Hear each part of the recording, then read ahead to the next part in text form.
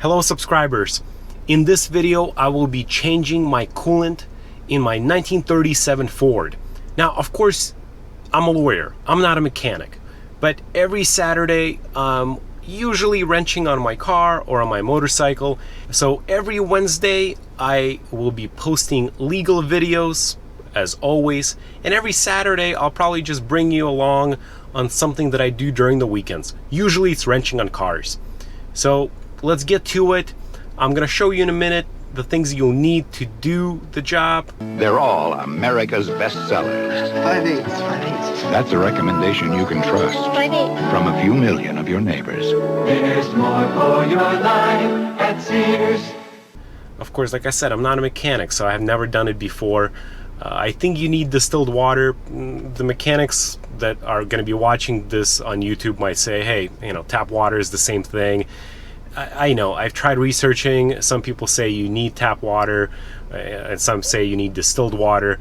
I'm going to go with distilled just to be more careful. You know, it doesn't hurt anything. And this is an old car with a pretty nice newer motor, so I don't want to ruin anything. So let's get to it. Hello, this is a prepaid collect call from LAWSTACHE Law Firm at GEO Corrections Western Region Detention Facility, San Diego. To accept this call, press 5. To refuse this call, hang up now. Thank you for using T-Medics. You may start the conversation now.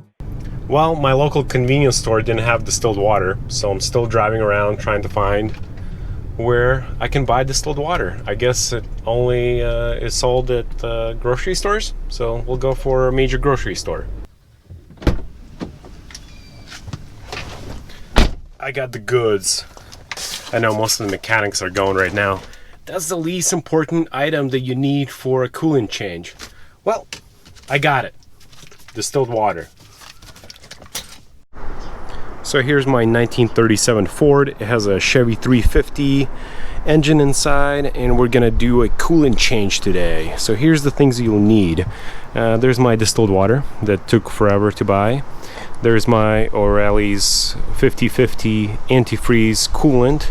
And by the way, I don't get paid to endorse any of this product. It is just something I bought locally and it was convenient. That's the only reason. I'm a lawyer, so they probably don't want to sponsor me, and not a mechanic. We have this radiator flush. I don't know how well that works. And then we got this royal purple. That's an additive to make it run a little cooler, because it is after all a hot rod, so it runs a little hot. I used to use water wetter.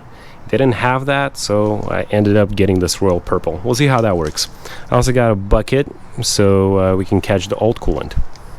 First thing, make sure that the engine is not hot, so the radiator doesn't have any pressure. Take the cap off. I don't know, how do you take it off? Oh, there you go. Take it off. Try not to splash it all over the place. And then there's that piece right there at the end. I don't know if you can see it, but that's where you drain it. So let's try to do just that.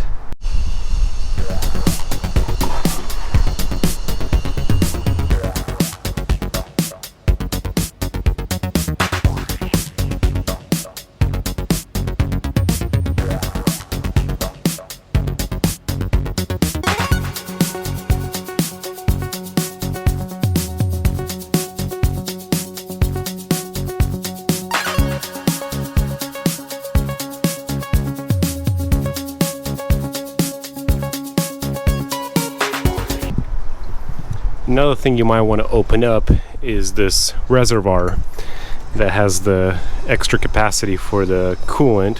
Makes the system flow a little bit better. Once you're done draining the coolant, go ahead and close down that plug and start adding water to the radiator. It might be helpful to have a funnel.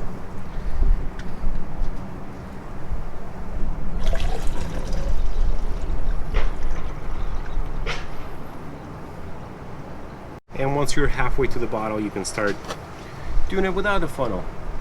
Maybe. We'll see. Yeah, you can.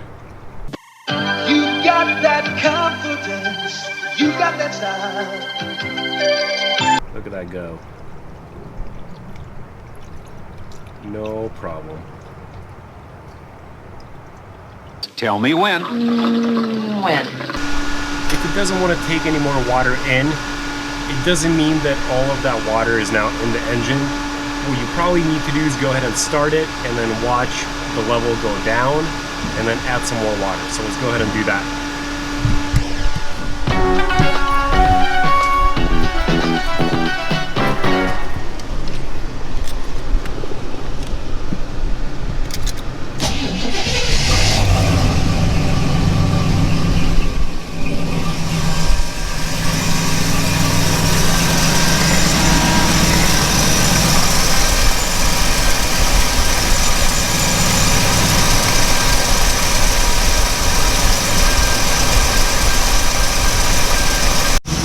And then put all the caps back on and let the car run for 10 minutes.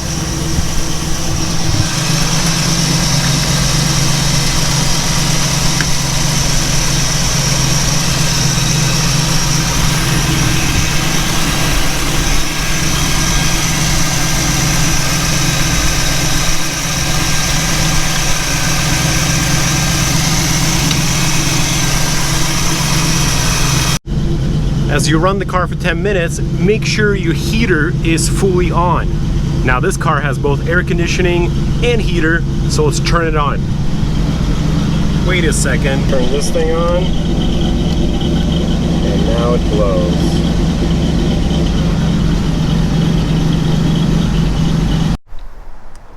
Once the system is cool to the touch, go ahead and drain it again.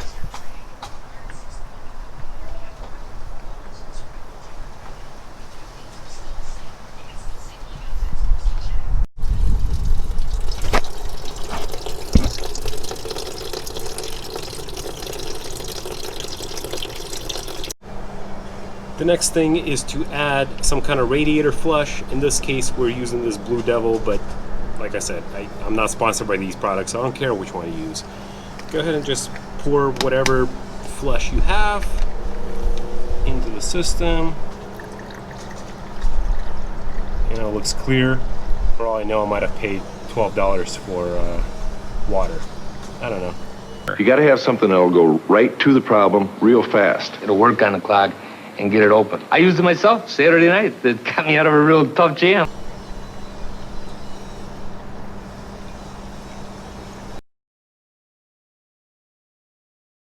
And top it off with water.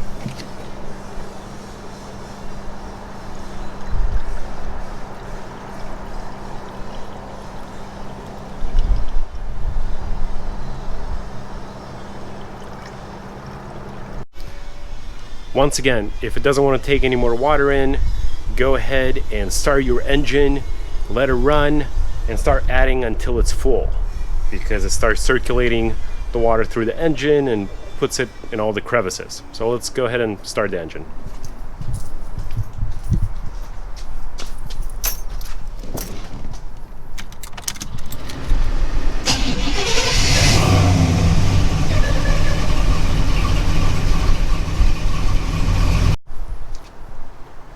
Once it's cool to the touch, drain it again.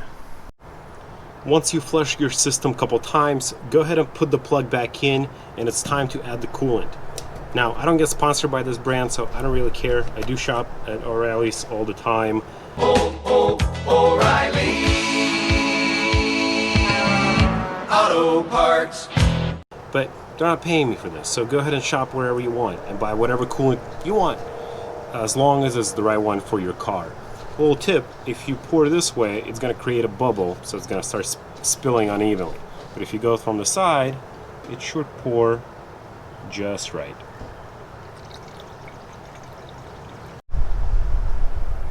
I don't know if you believe in it, but go ahead and add some of this stuff, either ice or water wetter that I've used before. It helps run the system a little bit cooler. This is an old hot rod, so it does run a little hot, so it does add.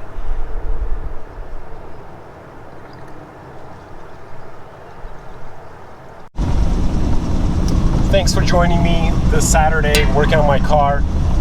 Now you know how to change a coolant on an old car, and really it works the same way on every single car that's made since Model A.